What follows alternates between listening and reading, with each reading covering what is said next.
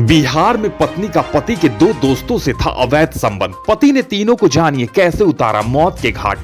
मामला बिहार के मोतिहारी जिले का है, जहां मोतिहारी में दो युवक और एक महिला की हत्या में पुलिस ने बड़ा खुलासा कर दिया है।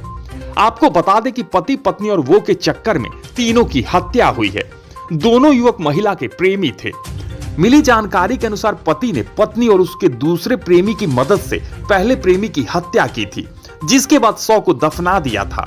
एक महीने बाद पति ने नेपाल जाकर पत्नी और उसके दूसरे प्रेमी का भी मर्डर कर दिया।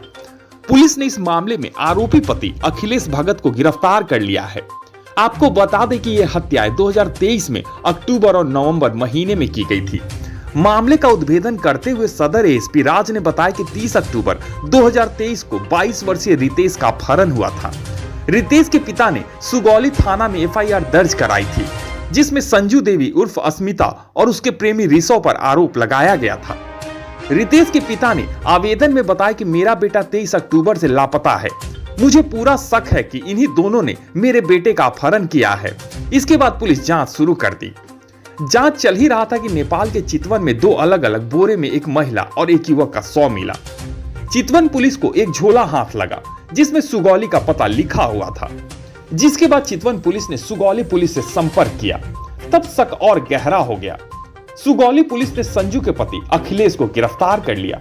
सख्ती से पूछताछ की तो मामला और भी खौफनाक निकला। एएसपी राज के मुताबिक अखिलेश ने पूछताछ में बताया कि मेरी शादी साल 2013 में संजू से हुई थी। शादी के बाद दो बच्चे हुए, एक बेटा 8 साल का और दूसरा 6 साल का है।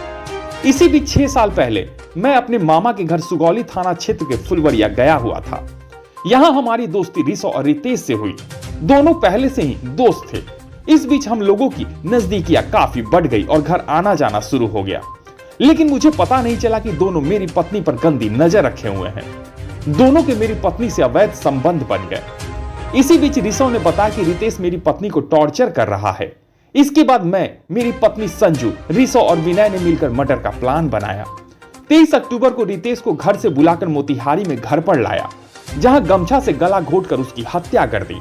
फिर बोरे में भरकर कैब से लेकर विनय के घर केसरिया थाना के गोपालपुर ले जाकर मिट्टी खोदकर उसके नीचे छुपा दिया। 24 अक्टूबर को फिर हम सभी अपने घर आ गए। अखिलेश ने बताया कि घटना के एक सप्ताह के अंदर ही मेरी पत्नी नेपाल चली गई। मैं उसे ढूंढते हुए नेपाल गया तो देखा कि संजू और ऋषव एक ही कमरे में सोए हुए हैं। इसके बाद मेरा दिमाग ठनक गया और 17 नवंबर को दोनों की गला दबाकर हत्या कर दी। दोनों को अलग अलग बोरे में भरकर अलग अलग नाले में फेंक दिया। एएसपी राज ने बताया कि 22 नवंबर को चितवन थाना की पुलिस दोनों के शव को बरामद की।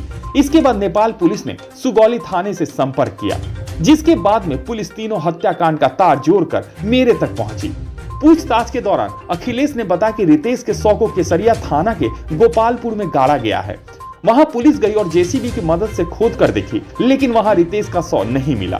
पुलिस को वहां से कुछ बाल और नाखून और अंगूठा बरामद हुआ है। एएसपी राज ने कहा कि अखिलेश के निशानदेही पर ही की गई खुदाई से मिले अवशेष को जांच में भेज दिया गया है, ताकि डीएनए जांच के बाद साफ हो सके कि यह अवशेष रितेश का है ही या किसी और का है। क्राइम खबर के लिए मोतिहारी से मोहम्मद इमरान की रिपोर्ट।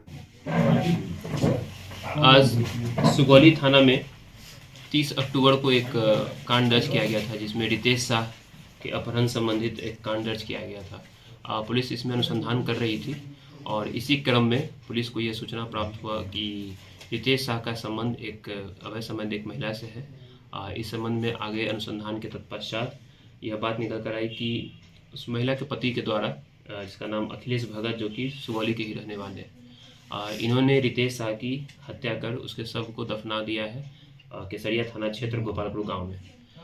इस संबंध में पुलिस को एक अन्य सूचना भी मिला, जिसमें कि नेपाल में 2 शव की प्राप्ति की गई है। इसके संबंध में नेपाल पुलिस के द्वारा सुगौली से, क्योंकि उसके पास जो थैला था उसमें सुगौली उसमें लिखा हुआ था, तो इस संबंध में नेपाल पुलिस के द्वारा सुगौली थाना से और हम लोग से संपर्क किया गया। उसका सत्यापन जब किया गया तो यह 2 व्यक्ति, एक महिला और एक पुरुष, जो रितेश शाह के जो अपहरण कांड में नामजद अभियुक्त थे, वो लोग थे, जिसका रितेश शाह से संबंध था। तो इसमें पूरे मामले में एक जो महिला के पति अखिलेश भगत को गिरफ्तार किया गया है। जिस जगह पे उसने बताया कि सबको गाड़ा है, वहाँ पे खुदाई की गई मजिस्ट्रेट के समक्ष। उसमें कुछ अंश हम लोग को मिले हैं बॉडी के, जैसे कुछ बाल मिले हैं, नाखून के कुछ अवशेष मिले हैं। पूरी बॉडी अभी प्राप्त नहीं हो सकी है। उसमें हम लोग और भी पता करने का प्रयास कर रहे हैं कि कहाँ पे है। इस संबंध में इनको गिरफ्तार किया गया है। इनके द्वारा जब इनसे पूछताछ की गई तो इसने बताया कि जो रितेश शाह है, मृतक रितेश शाह, इसका संबंध इसकी पत्नी के साथ था। तो इसने अपनी पत्नी और पत्नी का एक प्रेमी और था ऋषभ, उनके साथ मिलकर पहले रितेश शाह की हत्या किया। उसके बाद इनकी पत्नी अपने जो प्रेमी है ऋषभ, उनके साथ वो चले गए नेपाल। जब पति को इसकी सूचना मिली अखिलेश भगत को, तो यह पूरा नेपाल जाते हैं और नेपाल में भी जाकर पहले अपनी पत्नी के जो प्रेमी है ऋषभ, उसकी हत्या करते हैं। उसके बाद में अपनी पत्नी की भी हत्या करते हैं। दोनों की बॉडी को बोरा में बंद करके, जिसका सीसीटीवी फुटेज भी हम लोग को प्राप्त हुआ है, उसमें बोरा में बंद करके वो बॉडी को फेंक देते हैं। तत्पश्चात वो जब यहाँ पे आ जाते हैं, इस पूरे मामले की जानकारी हम लोग को भी हुई। इसमें फिर हम लोगों ने तकनीकी अनुसंधान का भी अच्छा खासा इसमें प्रयोग किया गया है और यह व्यक्ति को गिरफ्तार किया गया है। इसमें कुछ अन्य लोग भी हैं बॉडी को डिस्पोज करने में, इनका मदद करने में, उन लोगों की पहचान कर ली गई है और अग्रतर कार्रवाई की जा रही है उनकी गिरफ्तारी के संबंध में भी। तो यह जो पीसी में कुल 3 व्यक्तियों की हत्या जो इसमें जो हुई है, इसका खुलासा से संबंधित है। इसमें थानाध्यक्ष सुगौली, अमित कुमार सिंह, पुअनी, अभिनव राज और टेक्निकल टीम ने काफ़ी अच्छा इसमें कार्य किया है और पुलिस अधीक्षक महोदय से अनुशंसा इनके संबंध पुरस्कार संबंध में की जाएगी।